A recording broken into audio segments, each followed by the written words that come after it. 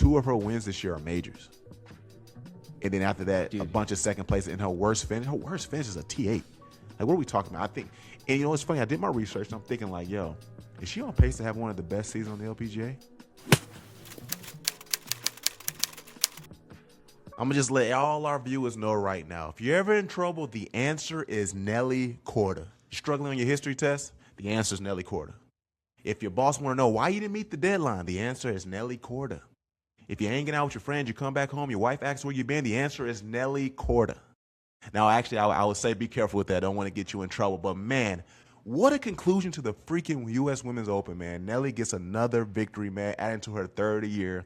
And we got a lot of golf to talk about, man. We're not going to skate past JT Poston's win at the Memorial, which is a very, very, very good win, man.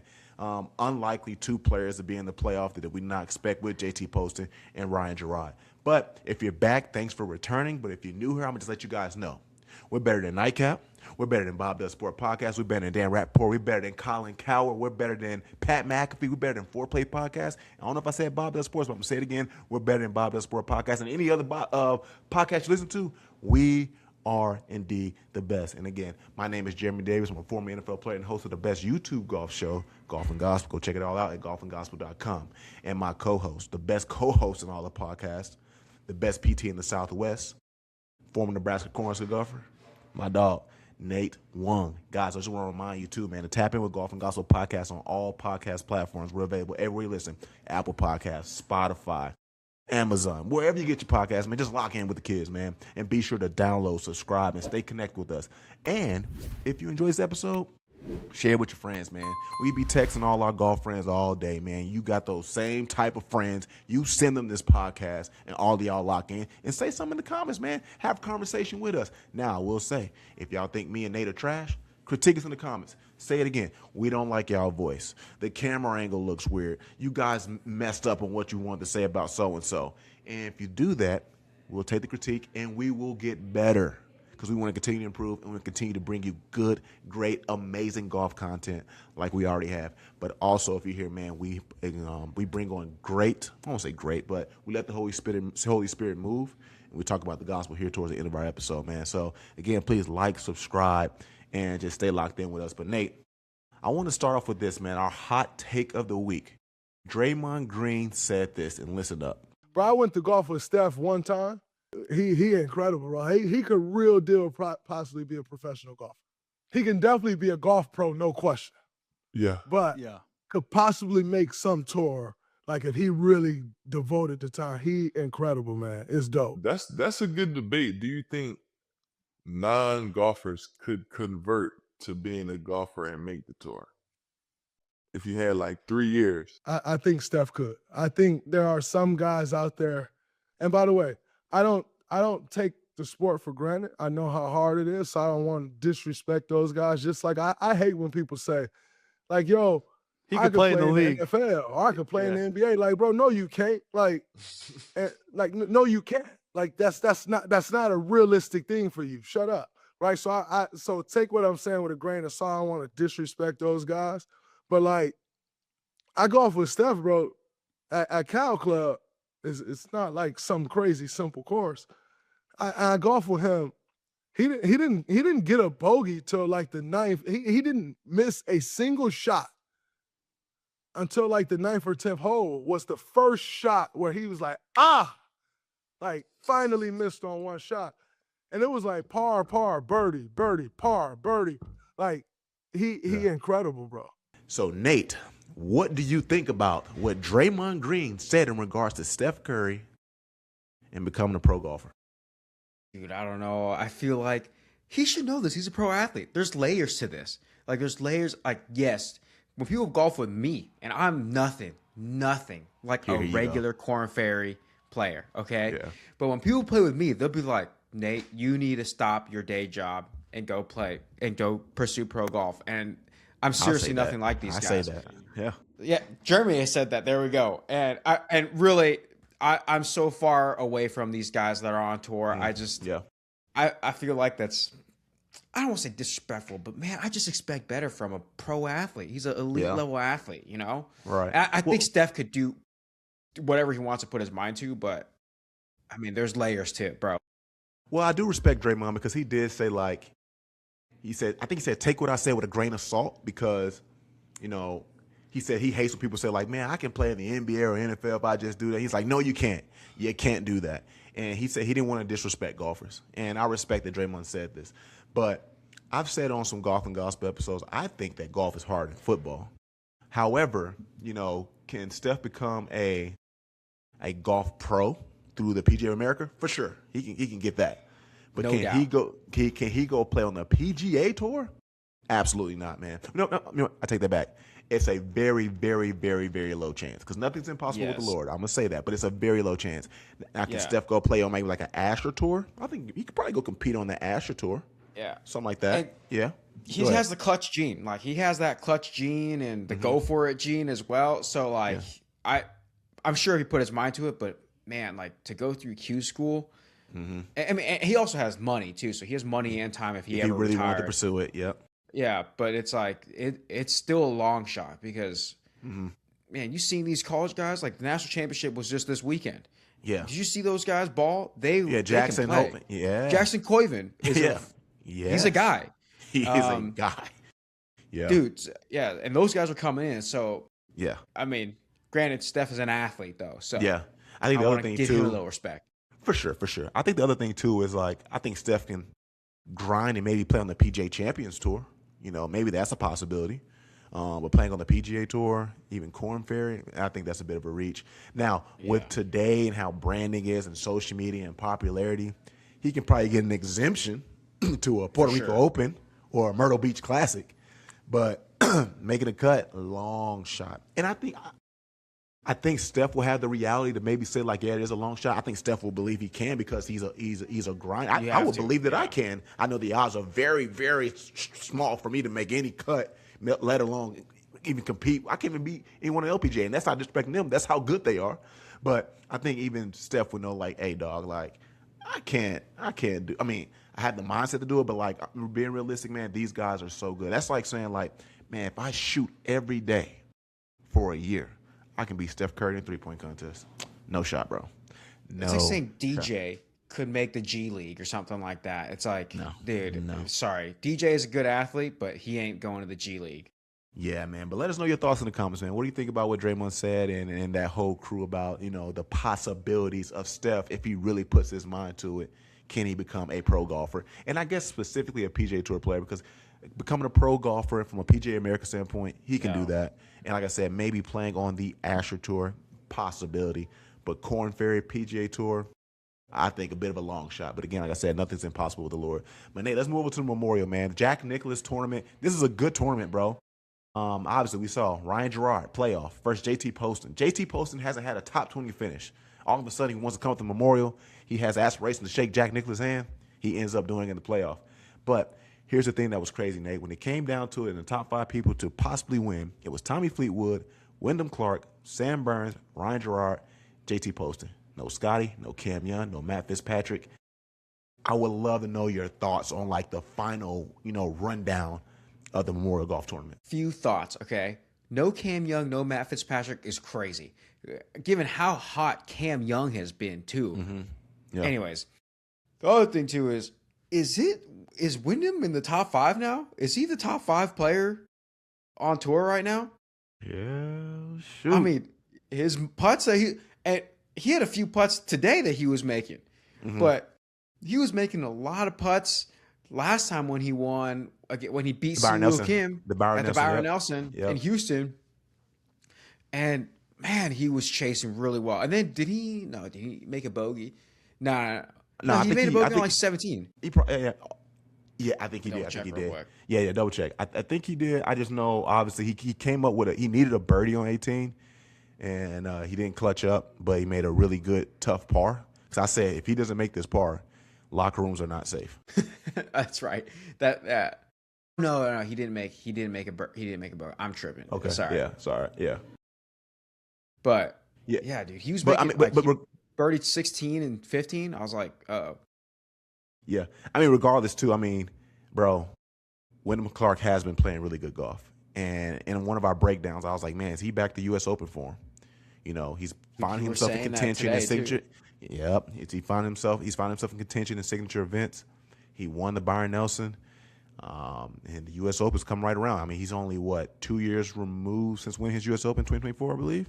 I think it was 2024, yeah. So No, that was Bryson. It was 2024, so 2023. Okay. Okay. Yeah. JJ Okay. Spawn, Yeah. Bryson, and then Wyndham. Yeah. Yeah. There you go. So 25, 24. Yep. 23. Yeah. So he's 3 years removed, but he's getting hot at the right time. So obviously I still want to make this about JT Poston and Ryan Gerard. I do want to get into that, but what are your thoughts on Wyndham Clark's game as it's starting to look like it's coming together? Dude, I mean, his swing looks so good. Like, say what you want about his other stuff and him opening his mouth. Every time he opens his mouth, we just get disappointed, Yeah. But man, his game is good. His swing is good. His putter, I mean, he was going against Sam Burns, like who top putter on tour. And I think he outputted Sam Burns. For sure. For sure. So, man, if that guy's putter is hot, man, I think we're in trouble with the U.S. Open. I think so. It's definitely possible. And we know those USGA conditions aren't easy, but man, if he can find something with that putter, that's where you can really win that. But I think also, man, in regards to Wyndham Clark, I say this respectfully. It's like, man, I really don't want him to win because I like John Ellis. So when they split up, I'm just like, dang, I don't want to really see him be as successful. I'm just being honest, guys. Not to say that I'm rooting on his downfall. Yeah, but I didn't want him to win the breakup. But when he won the Byron Nelson, I saw that John Ellis was there to congratulate him. So I'm like, okay, there's no bad blood, so everything's good. I think at one point, or maybe still, John Ellis was like his swing coach or something like that. I could be wrong. Fact check me in the comments and stuff like that. But it's good to see there's no animosity between them two.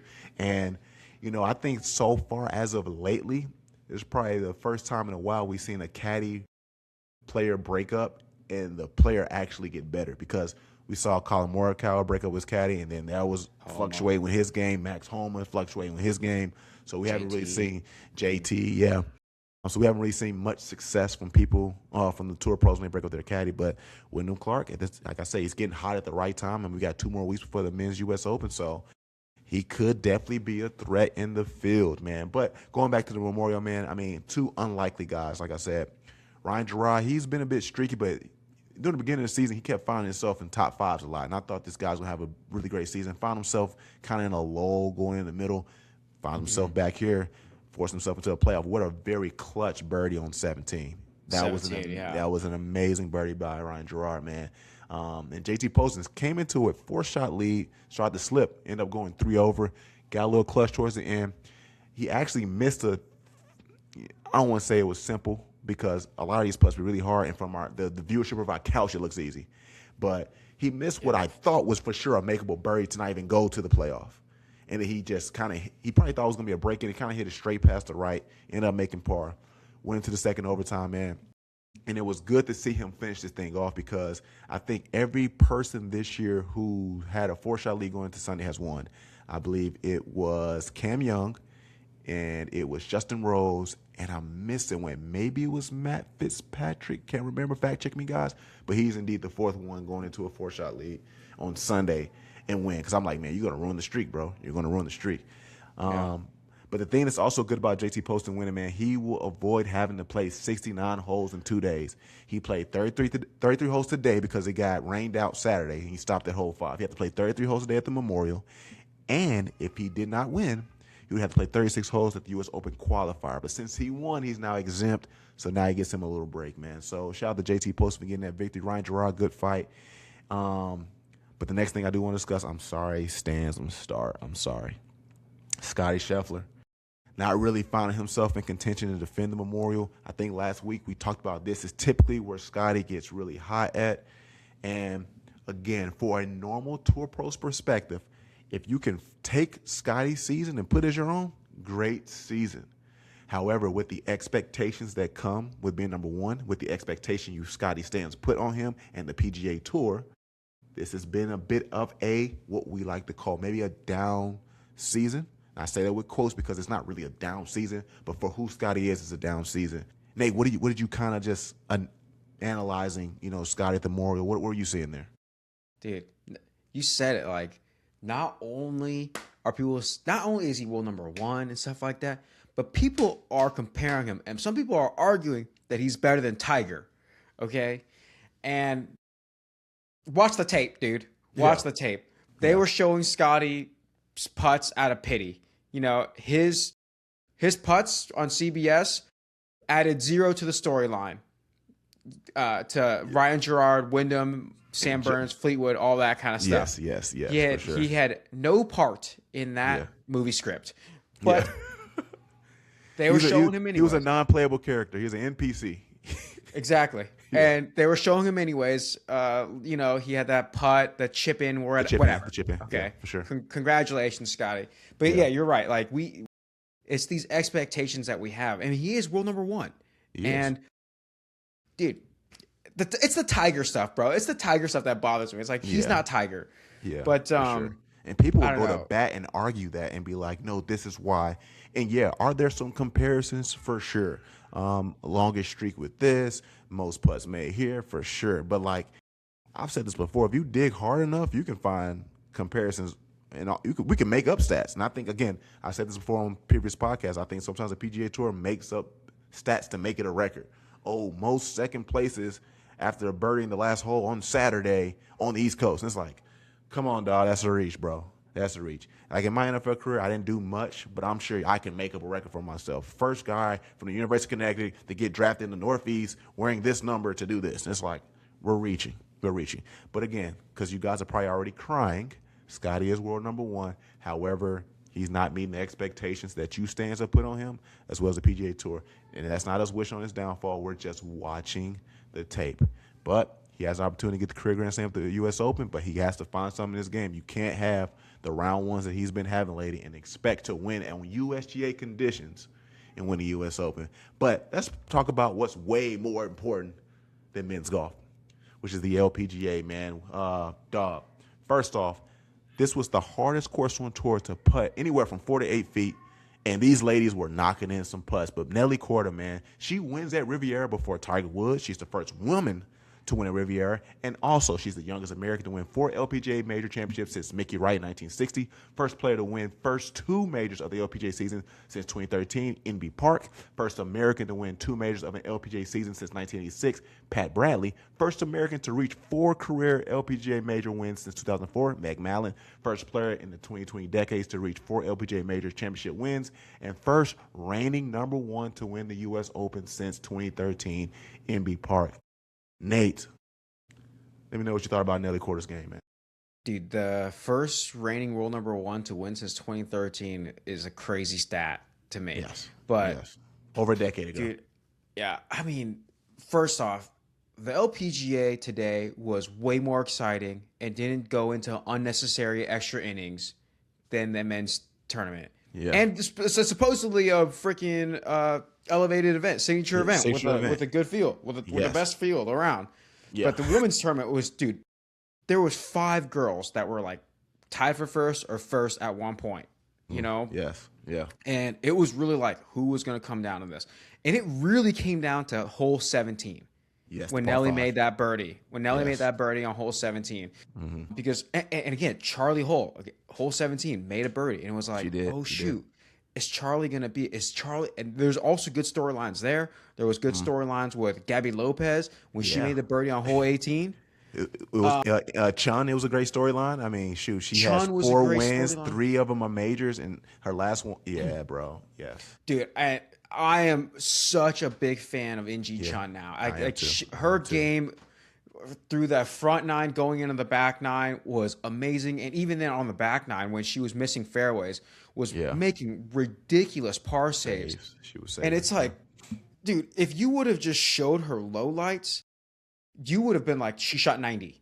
But how she made par and birdie in some of those situations was ridiculous. It's such a seasoned vet, and a lot of her putts were dead center of the cup with authority, like no hesitation. From 12 feet out. We're 12 feet out to save par.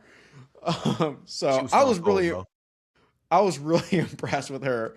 Yeah. But we got to talk about Nelly. Like, no one, I mean, I don't say more deserving, but because all these girls work hard, but for sure. I mean, I think she's such a great ambassador. It was you could tell like how emotional she was. She was crying when she was walking up to the scoring table.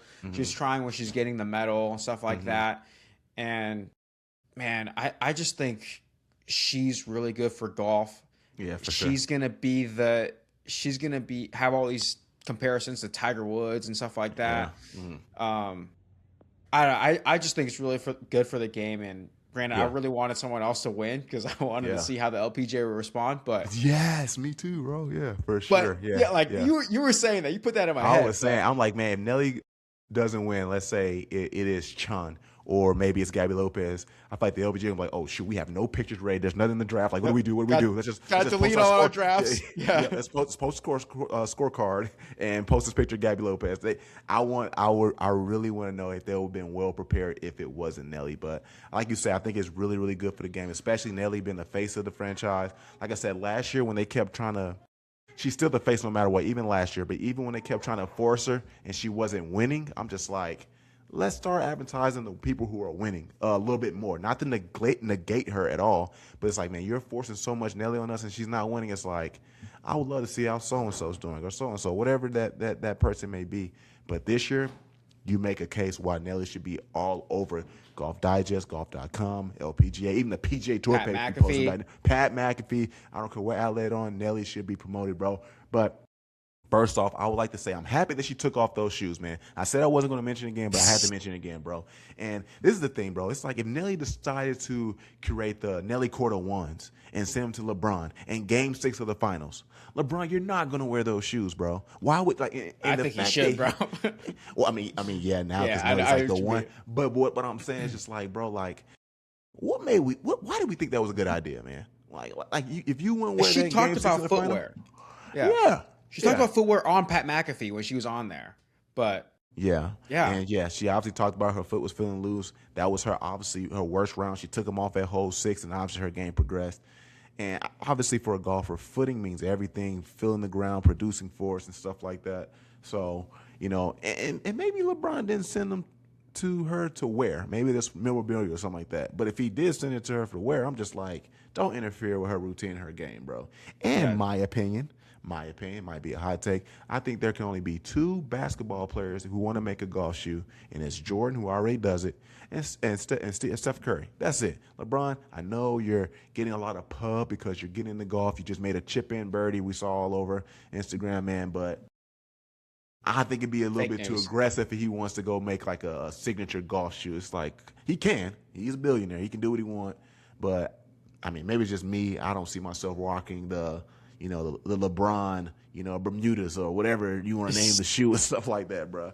But overall, man, I mean, she played a great game in regards to she just made sure she just stayed in the pack.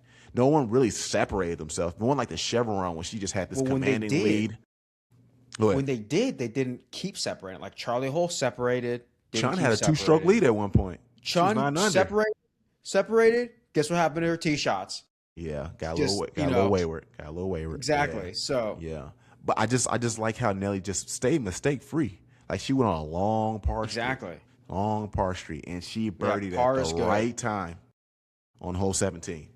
And it's like, who said it? Like, be patient. Like Betsy King, I think, was just like, dude, just be patient. She did. Shout out to Betsy King.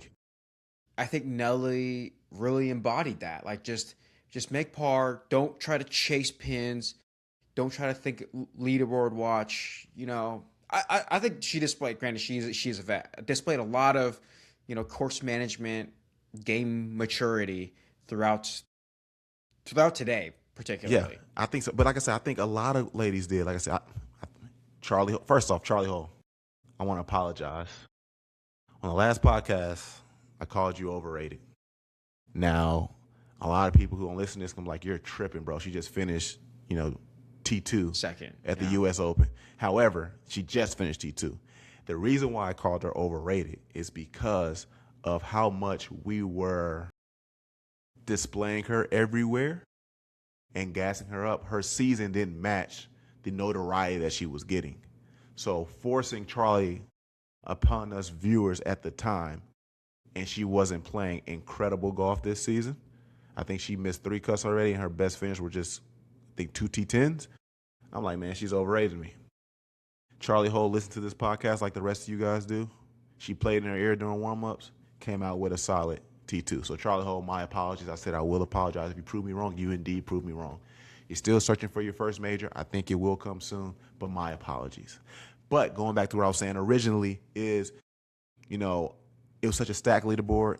All those ladies were playing really, really good. Obviously, Nelly struck, you know, the birdie at the right time because she literally, I think she only had 3 today. Had some early in the beginning, started off with a birdie somewhere in the front 9. Yeah. And then after that, just par, and at the right time. And I don't know if she scoreboard watches. I mean, I think you would have to. You have to know scenario golf. It's hard to avoid. Like when you walk past like a certain hole, there's like a big leaderboard. Yeah, but I think in that situation you have to. If it's a crowd leaderboard, it's like 2-minute offense. You gotta know your scenario in that situation. Like the Scheffler run, it's like you're in 4-minute offense. You don't gotta be aggressive. But I think she said, man, if I'm gonna get a birdie, it's gonna be on that par 5 because hole 18, the par 4 was playing very tough, as well as the whole par 3 16 was playing tough. Really small green. I think like front pin placement. Yeah, that pin was brutal, man. And Yeah. Se-Young Kim almost had a par on that. I was like, Yes. she Yes. made it in that front bunker. Yeah, and she almost, yes, absolutely, man. So I think Nelly just played it very strategic. She knew where she was supposed to birdie, and she ended up birdieing. And then we talk about the dramatics of a 7 to 8 foot putt to win. Oh my gosh. Because now as it like she's going in the putt, it looks simple. And that thing almost did a 360 and came out. Now, it's a what if moment if we would got a playoff with Charley Hull, Gabby Lopez, and Nelly Korda. That would have been super, super fun. But, you know, congrats to Nelly, man. I mean, it was just incredible to see what she's doing. I mean, dog, 2 of her wins this year are majors. And then after that, a bunch of second place in her worst finish. Her worst finish is a T8. Like, what are we talking about? I think, and you know, it's funny. I did my research, and I'm thinking, like, yo, is she on pace to have one of the best seasons on the LPGA? And she's not. That's how good these women have been playing. I think Annika had 11 wins in one season. I think Mickey Wright had 13 wins in one season. Lorena Ocho had 10 in one season. So, I mean, it's plenty of season left. I mean, she could go on the heater. But for what she's doing right now, I think if you're a true golf fan and you think back to Nelly Korda's even 2024 season and 2026 season, you're going to say, man, right now she's on pace to have one of the, you know, maybe top 11. I don't know why I picked that number. Maybe because that's my football number. Top 11, like, you know, seasons on the LPGA Tour. But what you going to say, Nate? I mean, I just think she's either first or second this year. So, I mean, I'd almost think about, like, what about those? So, like, Annika had 11 in a year. It's like, well, how many seconds does she get, you know? Oh, yeah. So, I didn't even look that part up. Yeah. Because, dude, so just so listeners know, I don't know how many. Let's say Nelly's played in 10 events this year because she's probably played in right around 10 this year. She had 1/8, and then after that, she's either got first or second out of every event. So yeah, she's having quite a run. And I swear to God, dude, I shouldn't swear to God, but I'm gonna have ESPN on all day tomorrow at the clinic, and they better show, because that's 2 majors this year already, and she low key. The way her game is going, I mean, I hope I don't jinx Nelly, because at this point, I would love to see it. Because Nelly's going to listen to this for sure. She's going to listen to this. I hope she gets a freaking Grand Slam in 1 year, because no one in the history has done that. I mean, we got the Tiger Slam, but if we get some kind of a Grand Slam like Nelly, I mean, at this point, I just want to see greatness in the LPGA, because we're not getting it from Scottie. Okay, so oh man, they're not going. I just want to see greatness on the LPGA. And if Nelly, at this point, it's like we're playing for second, you know? Yeah. And what were you going to say? No, and there's 2 things I want to talk about, man, because like when Nelly is playing golf, it actually looks fun. And what I mean by that, when we see Rory playing, it looks stressful. He's snitching on people, getting people kicked out. And then when he wins, yelling at fans, when he wins, it's victorious, you know, good for you, Rory. Scottie looks stressed when he's like playing golf. It doesn't like he's having fun. Nelly looks like she's having fun. So, like, when I was at your house watching, I'm like, man, she makes me want to go out there and be great. Like, her winning looks fun. She looks dialed in. She's smiling. I don't really see, even like when she was making mistakes, I didn't see her lash out. Like, she made the sport look attractive, man. But the other thing I was going to ask, man, is like, I wonder to a Charley Hull or a Jeeno if they feel like how, why am I blanking? How Phil Mickelson felt with Tiger. Like, man, as long as this guy's in the league with me, this is hard winning right now. And so far this year, for the most part, Jeeno has not beaten Nelly. And for the most part, I don't think Charley has beaten Nelly. So obviously, Jeeno has a win this year. Nelly wasn't in that field. So I feel like every time they kind of look, it's like, man, my career went like this because I had to play against Nelly. Because I'm sure a Phil would say that, like, man, I could have had this many wins, but, man, I was playing against Tiger. And that's why I didn't get as much as I could have.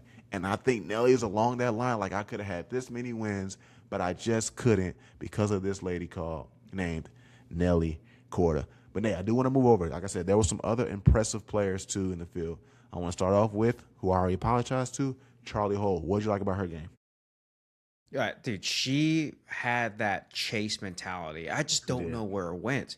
The bogey on 9 is whatever. Like you can have that if you're playing aggressive.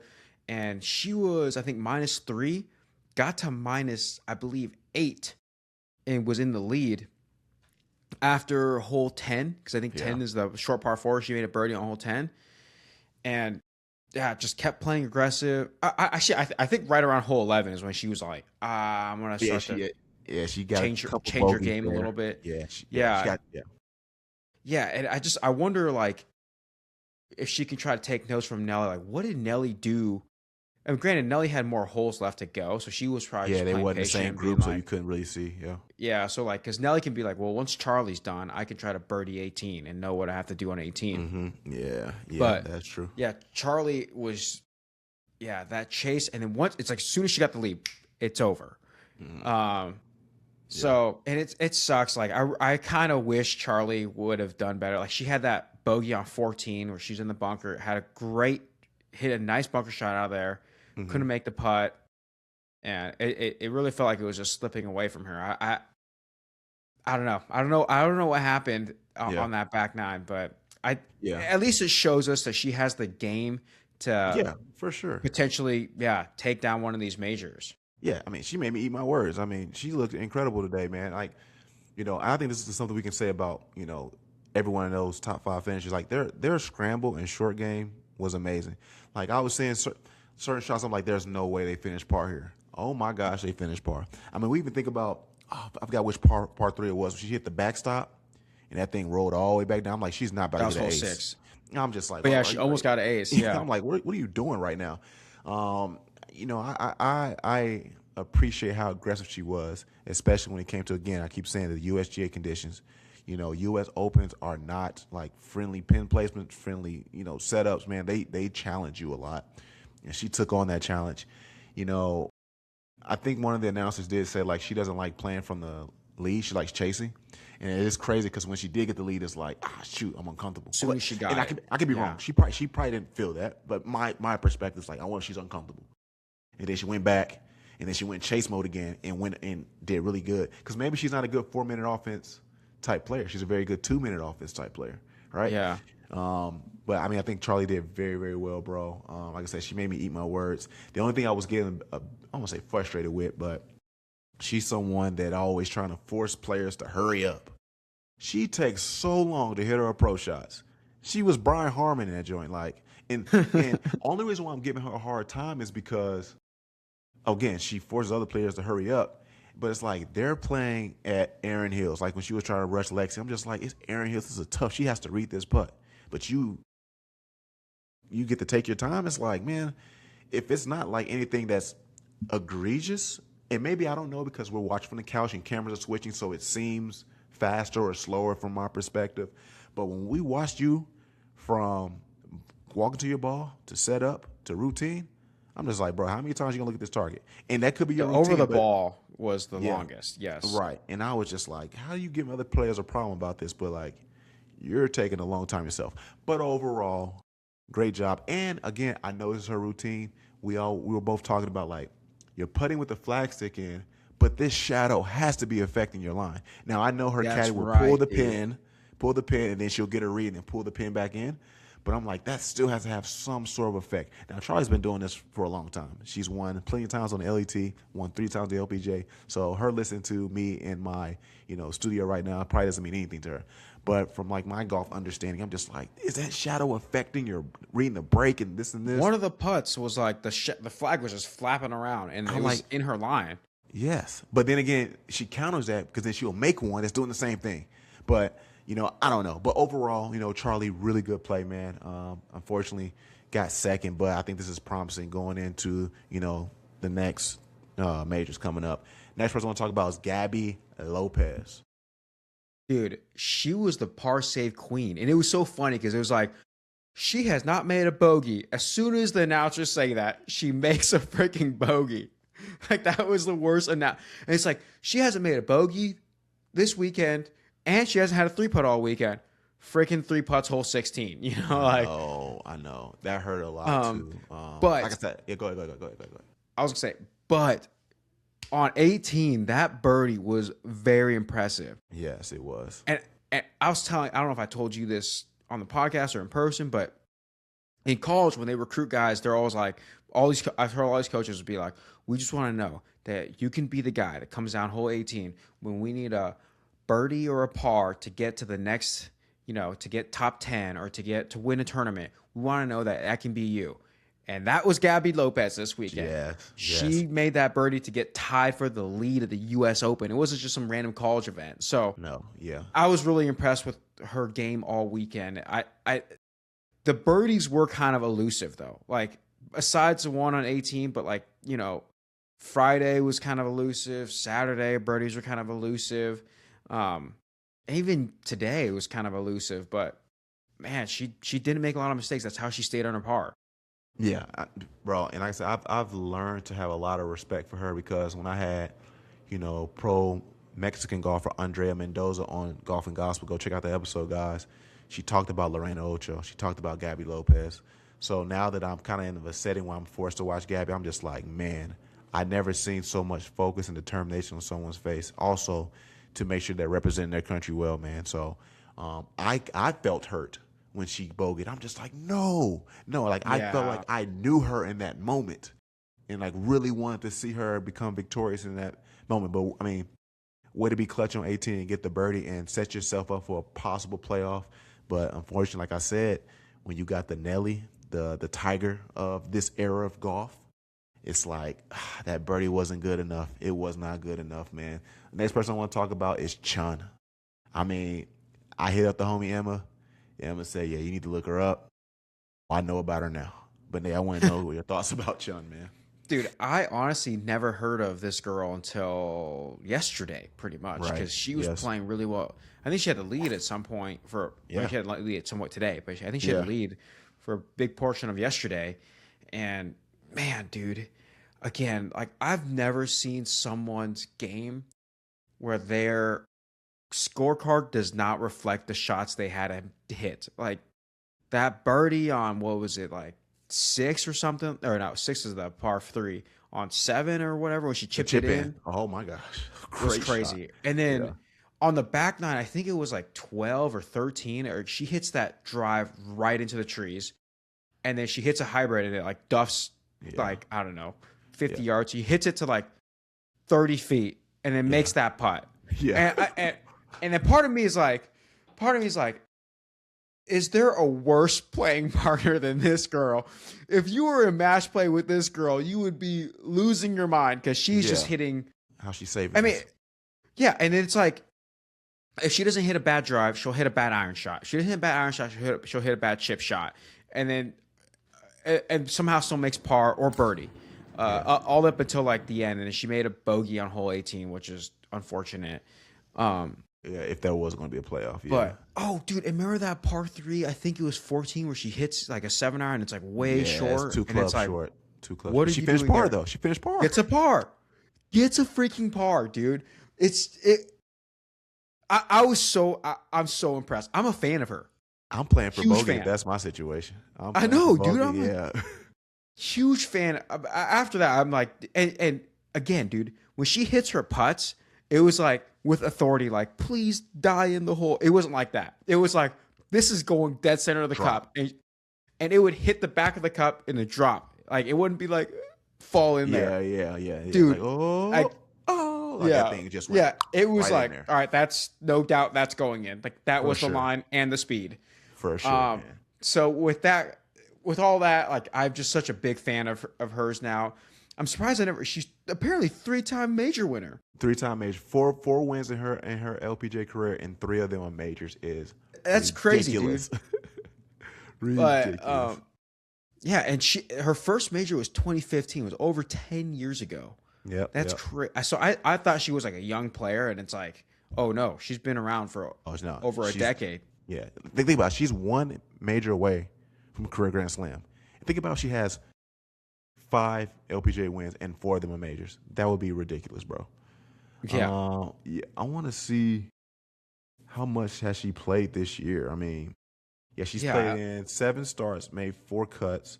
I mean, had a top 5 at the Ford. Obviously, we weren't paying attention because we were probably so disappointed at the Lydia Co. 59 watch that the LPGA missed. But she got a top 5 at the Ford. And Hyoju was freaking about to break going crazy. 72-hole record, Yeah, going crazy. But then she went on to miss 3 straight cuts, got a T21 at the Kroger Queen City Championship, got a T29 at the ShopRite, and everything. And, I always talk about, like, trends.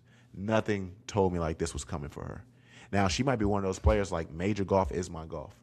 Like, that's just what I do. And it is good to see her play well. Obviously, I'm not saying sports should fulfill us, but they said on the announcement like how she went through some depression and stuff like that. Not sure what the cause of that was or whatnot, but I will hope that the fight that she displayed, makes her feel a little bit better. Obviously, we know true fulfillment comes through the Lord, but I'm definitely a fan of hers as well now. I got a hot take question for us here, Nate. Who's been more disappointing in majors this year? Bryson DeChambeau or Jeeno Titicum? Might be a bit of a reach. doubt. Bryson. It's Bryson for sure Bryson. It's Bryson. I'm just being messy though, but looking at Jeeno this weekend, I mean, she only shot under par once this week, shooting 2 under to obviously make it to the weekend, which has been great. But GIR, she was 58% throughout the week, so our irons and wedges weren't really on par, no pun intended in regards to that. But I mean, she missed the first cut of the Chevron. I think she finished 28th, this weekend at the Women's U.S. Open. But for her being world number 2 and not really having the presence to dominate in the major is concerning. Now, I wonder if we also say Bryson because Bryson is way more popular than Jeeno Titicum. You know what I'm saying? So it's easy for us to say, oh, Bryson, because I think if you even ask a casual golf fan, they might not even know who Jeeno is. Even when she was world number 1, you just know who Nelly is and you know who Charley is. But the answer is for sure Bryson DeChambeau. But like I said, I think we're to a point where it's like, Jeeno, you got 9 wins, impressive wins. I mean, you got them in 3 years. But I think she's entering territory when it's like, when are you going to win a major, dog? When are you going to win a major? We've talked about this a lot. And it's to the point like, is it even mean anything if you win a Dow, if you win a ShopRite, if you win a, JME, if you win a Ford? Yeah. Like, does that really have significance? Like, you get paid, you do add another win, but like, I don't want her to head towards that Luke Donald situation, being world number 1 for so long and not winning a major. And outside, I mean, last year she had a good year. Obviously, she lost to Evian to Grace Kim. But so far this year, hasn't even been a threat to win a major. What are your thoughts on that? I don't know. I the main thing is Bryson not only missed cuts, but was almost dead last in all these majors. That's true. You know what I'm saying? That's true. Yeah. So, I don't know. I want to give Jeeno some grace because she had that wrist injury and that potential that was a surgery and stuff like that. Yeah. And I get it. Like she was world number 1, and she definitely outplayed Nelly last year, and there's no question about it. Like she beat Nelly more than Nelly beat her, for sure, by a lot, because that's how she got world number 1. She had to take it from Nelly, who had 7 wins.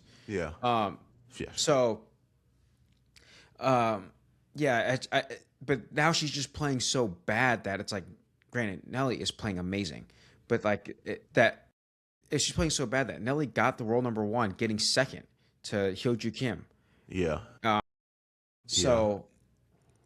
I think it don't became know. official when she won, and was it when she won in Mexico? I think that's when it became official. She's back number 1. Or was it Yeah. with the Chevron? Maybe it was Chevron. I I thought can't it remember was. which one. I thought it was when she got second. I'm not gonna lie, but No, I think she it had was to get a before. win.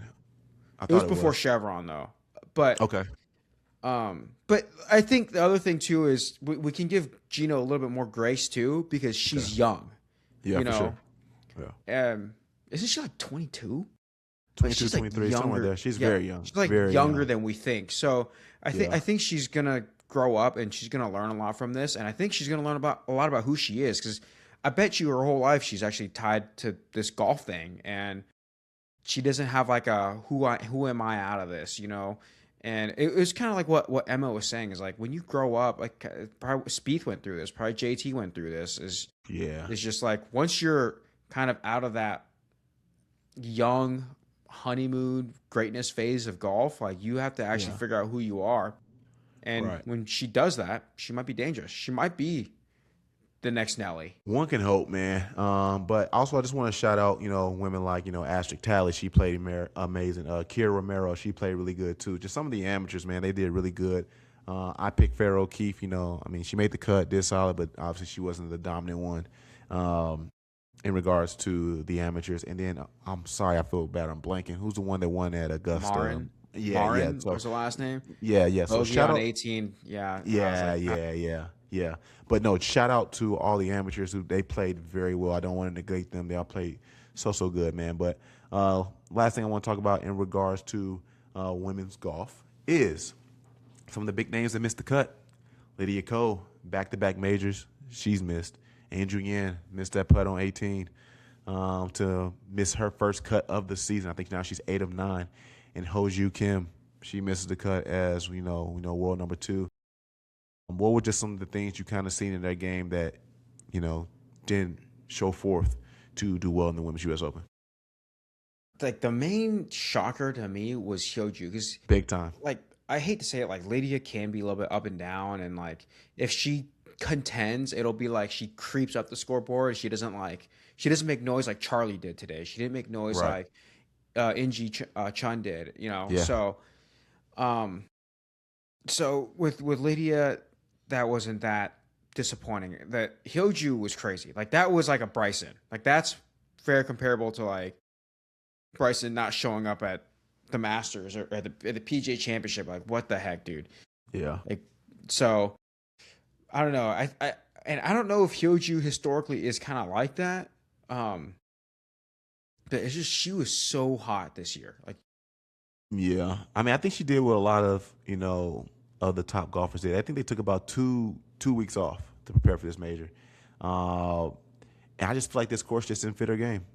I just didn't feel like it fit her game. I still think she's a very, very good golfer, very, very talented. I think she's like top 5 in putting, but she just couldn't get it figured out. She has 9 career wins, 2 wins this year. Very talented, but yeah, it was just kind of disappointing, man. Just kind of see her kind of lose it towards the end. Like at least with Lydia a little bit, it was like, man, you have an opportunity to still possibly make this cut, and it's like, I failed to. Hyo-joo was kind of just slipping really, really early, man. So it was really disappointing to see that. Hyo-joo Kim, she has 1 major win, 2014 Evian, but a lot of impressive wins, man. Obviously, she got the Ford Championship in 2025. She won this year at the Founders Cup, has some good wins on the Asian swing and stuff like that. But, with the talent that she has, man, I thought she would be a little bit more dominant in majors, at least this year. And that's not to negate her from what she did at the Chevron. She finished T6, which is impressive. But I just had really high hopes because putting is so important at Riviera, and her being a top 5 putter, I thought that was going to showcase. Yeah. But, I think she just couldn't get it really done with, off the tee and with the wedges, which is kind of similar to like my take with Hannah Green. Hannah Green made the cut, finished 28th, solid, but Hannah Green was fighting a 2-way miss. So she was always kind of playing scramble golf and whatnot and stuff like that. But, I think all these women were going to recover. Angel Yin's about to play in the Dow Championship with Julie Inkster, a Hall of Famer who's our mentor. So that's going to be fun to see, too, as well. But fun fact, man, just letting you guys know, Nelly now has 2 chances to win the career Grand Slam this season. She's already won the Chevron in 2024 and 2026. She's won the KPMG in 2021. She just won the U.S. Women's Open today in 2026. She can win the British Open and get the career Grand Slam, or the Evian and get the career Grand Slam.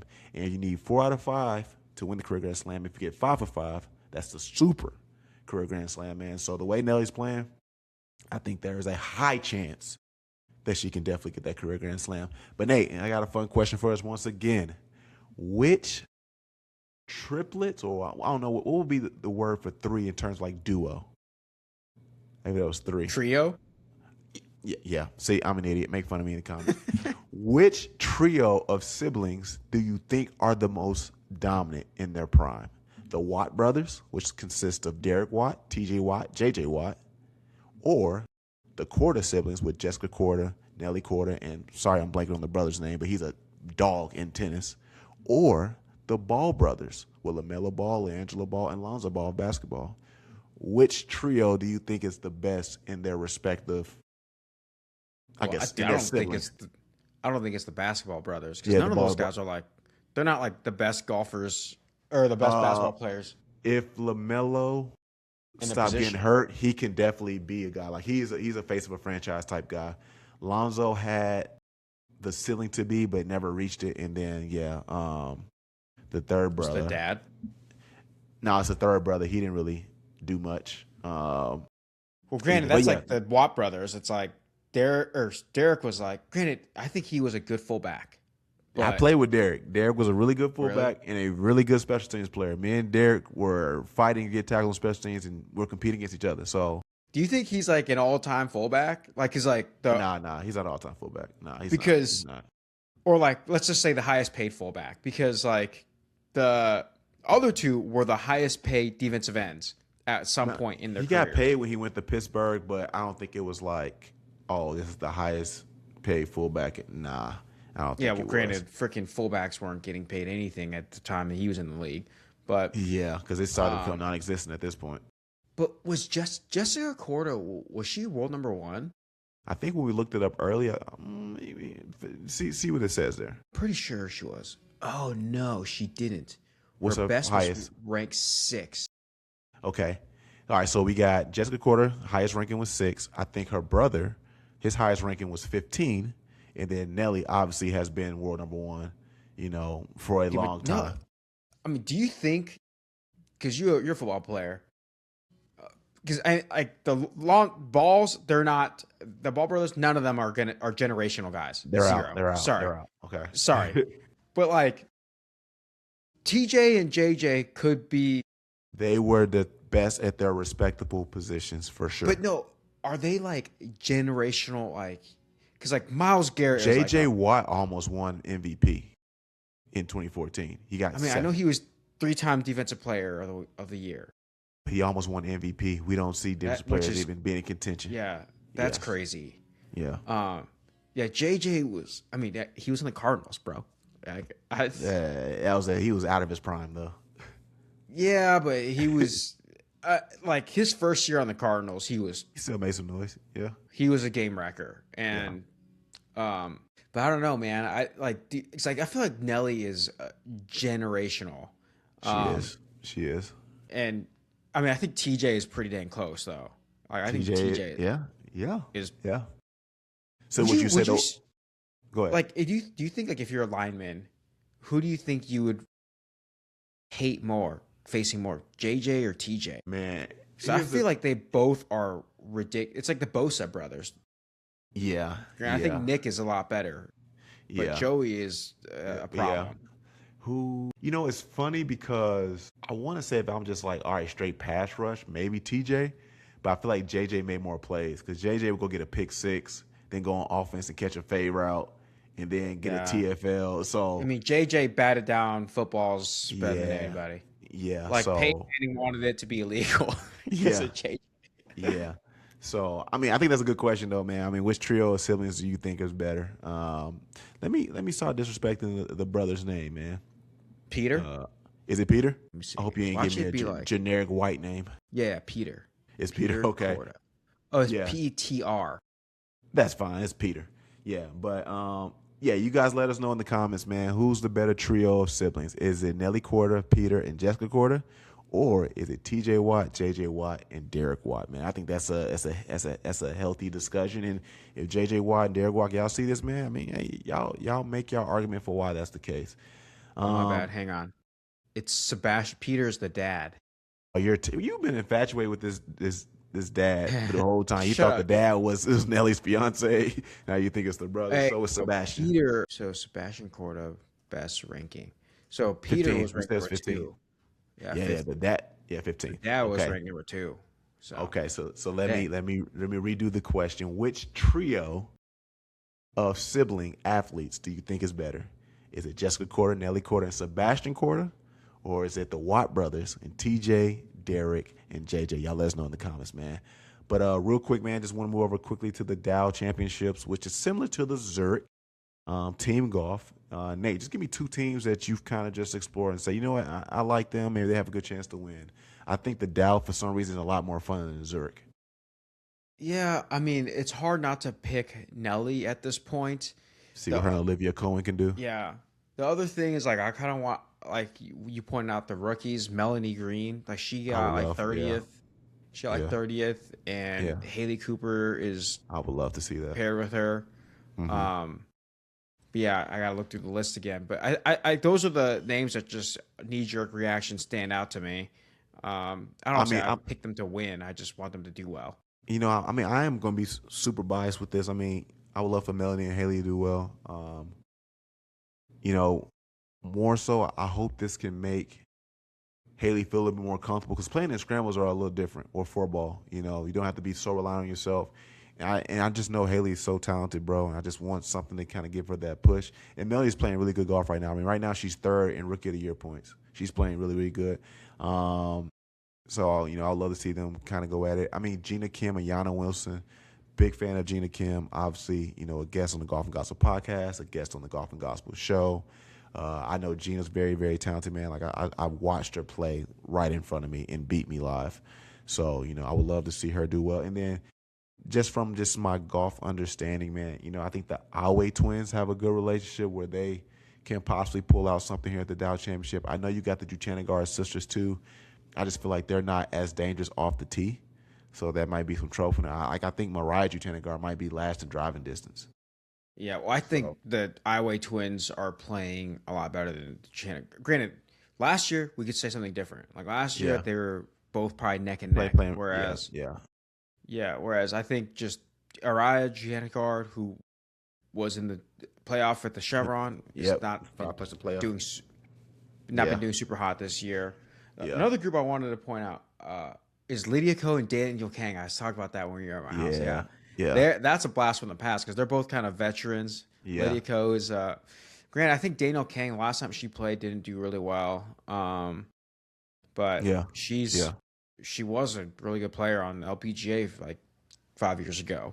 Yeah, and like I said, I think just playing team golf is a little bit more fun, so maybe it takes the stress off of being such a perfectionist and stuff. But also, like you kind of said in team golf, like I don't want to let my teammate down, so maybe that may make them push them a little bit more in regards to how they play. And, you know, I mean, obviously, I'm hopeful for, you know, Lynn Grant and Maya Starks. Huge Lynn Grant fan. Yeah. My favorite swing on tour. I don't know if she's battled an injury. I mean, she hasn't really been as dominant as, you know, what I like with her, but Maya Starks has been playing pretty well. Just, I think, finished top 10 in the U.S. Open this week. So, you know, maybe they can find something going. I believe they're both Swedish, so, you know, represent their Swedish countries and stuff like that. But, you know, I think the Dow Championship will be something fun to watch and stuff like that, man. But quick take on Live Golf. Tyrell Hatton gets a win, which is very timely before the men's U.S. Open. He was very close last year. Obviously, we know what J.J. Spawn did on that putt. Victor Hovland played really well. Carlos Ortiz was playing well. John Rahm. But he was very close last year. Do you think he can repeat that same energy he had at the Masters and last year's U.S. Open and carry it into this year's U.S. Open? Dude, if he's playing pretty hot, but granted, how many Live guys transition well to the PGA Tour? I don't know. It might be different now that, you know, Liv's lost funding and the whole league might be relegated. Cam Smith is now playing good in majors. Yeah, Cam Smith's playing. So we don't know. It's hard to use kind of past trends to predict how the future's going to go in particular with Live guys, you know. But I mean, you have Cam Smith, who's not doing that well, comes on, plays well at the PGA Championship. Tyrell Hatton, kind of just like a mediocre live player, goes on and does really well at the Masters. Bryson, who's killing it on live, not really doing anything in majors. And John Rahm, he's kind of like trying to figure out, because like he does really well in live, doesn't really do much at the Masters, gets like a 30th, which is okay, solid. Then he goes to the PGA Championship, he does well every year. So it is kind of hard to kind of find out the trends, that's going to happen in terms of translation. Because I think preparation is something that needs to be emphasized on. But I know the courses on live don't really help because there are a lot of resort courses. But you still got to find a way to like get your game to transition over to major type golf and stuff like that, man. But I want to see Tyrell Hatton do good. And I said this before, the only major he doesn't do well in every year, well, thus far, at least the last 2 years, is the PGA Championship. Got 60th last year, missed the cut this year. But Masters, he found himself in contention. And last year, the U.S. Open, he found himself in contention as well. So, I think feeling what it feels like to win again, timely coming up with the U.S. Open in 2 weeks is very, very good. So, that's my hope for him. But again, guys, if you're still here listening, please like, subscribe, share, man. I mean, rock with the kids, man. Like I said, we're the best podcast out there. A little underrated, but I think we're the best out there. But we do want to get into our gospel portion. We've been doing a little series. So I've been letting Nate lead it off. I think he's doing an incredible job in regards to the gospel. So, Nate, I'll let you take it from here. Y'all, so I was just talking about, 2 weeks ago we talked about what is the gospel. Challenge listeners, hey, preach the gospel to yourself. What is the gospel?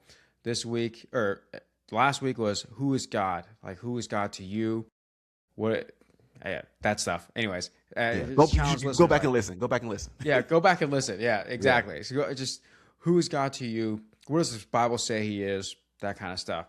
And today we're going to talk about man. So this gospel is 4 portions: God, man, Christ, response. This is our little gospel series. And what I wanted to say is about man, when people are like, why is the gospel offensive, or the gospel is offensive, this is the part that's offensive. It's because we're talking about you, we're talking about me, we're talking about every human that's ever been created, born, that so on.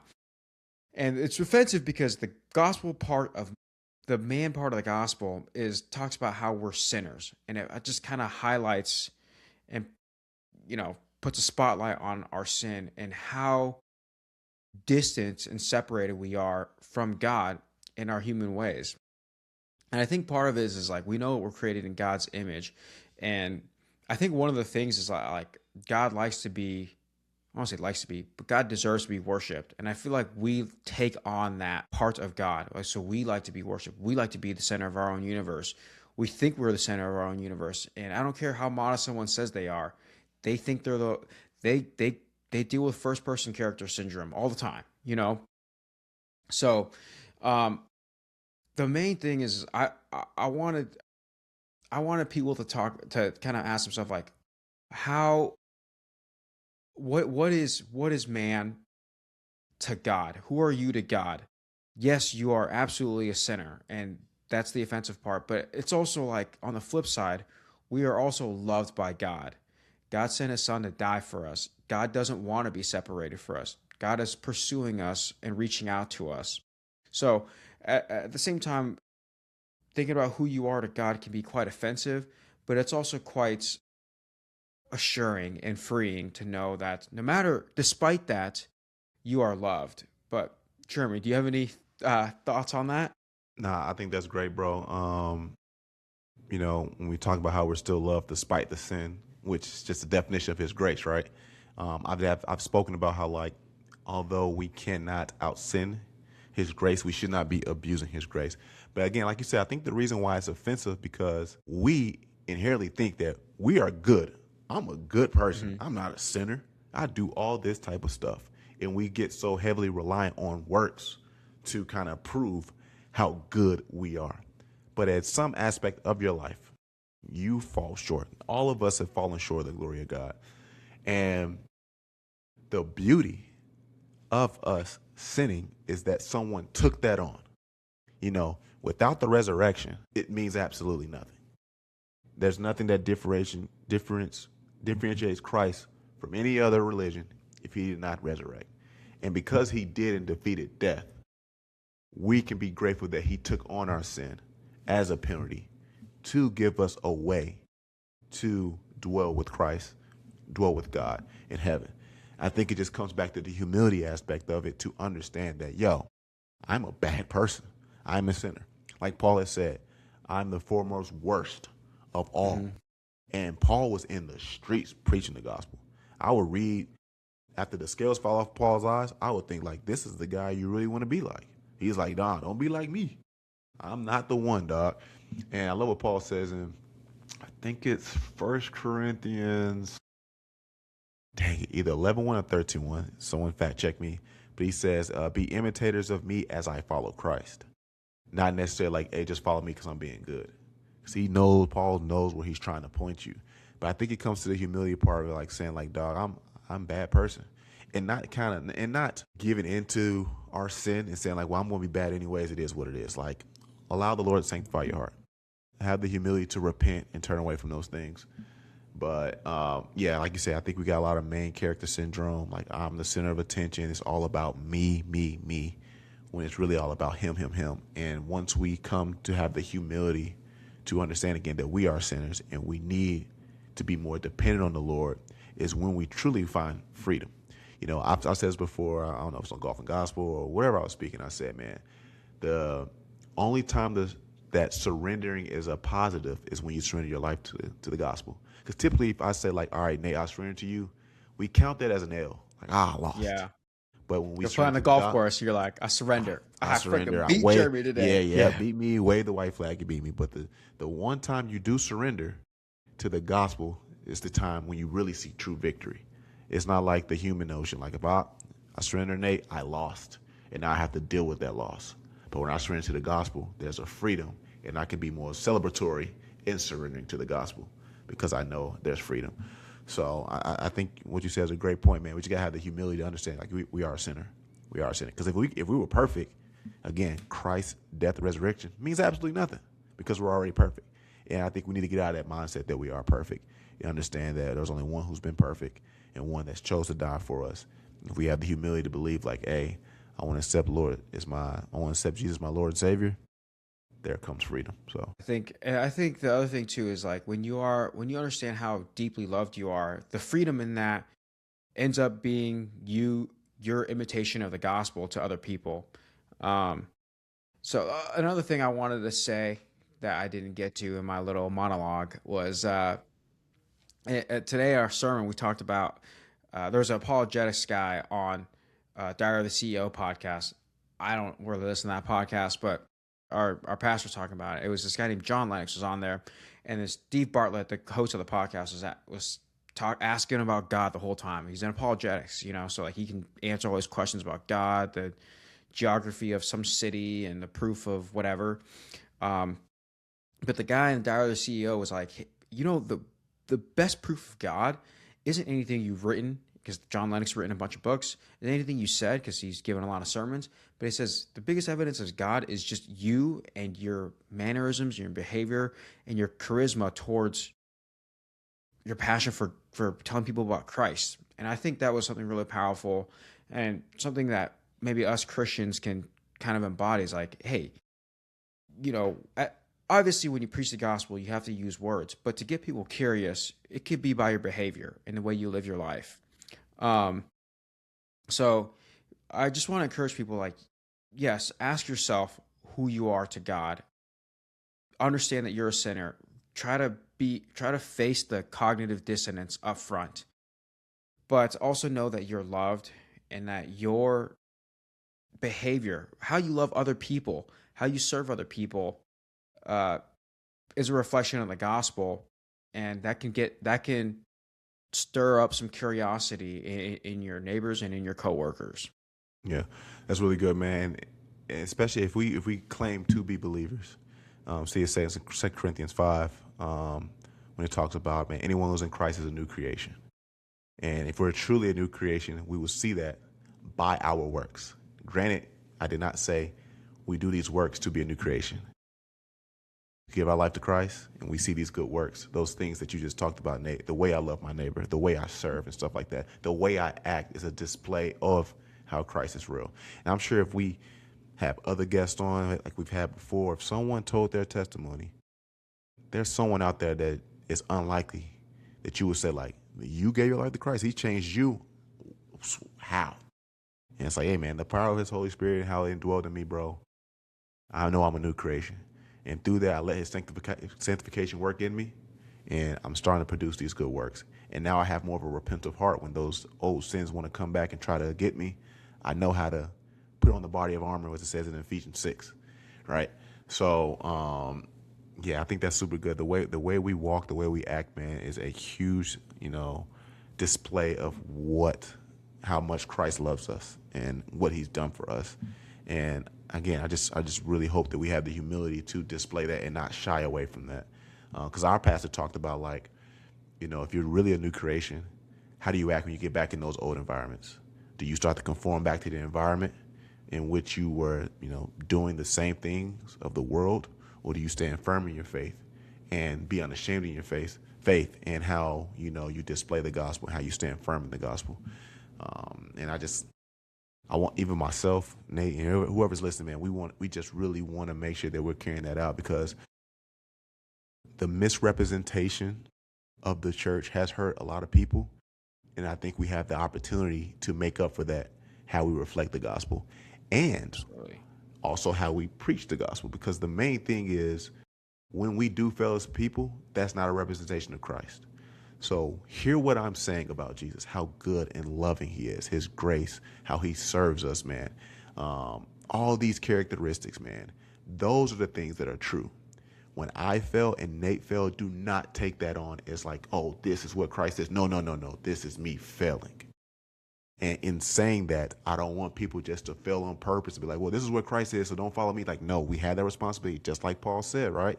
Be imitators of me as I follow Christ. Christ, yeah. So we got to make sure that we're doing that. But yeah, that was the point that you triggered me with by saying that. Yeah. Yeah. But yeah, I think that's all I got. Yeah. That's all you got, man. That's awesome, man. So again, guys, appreciate you listening to Golf and Gospel Podcast, man. Hey, dog. Nelly's locked in. Remember, she's the answer. Well, Christ really answered, but She's the answer. Nelly's locked in, bro.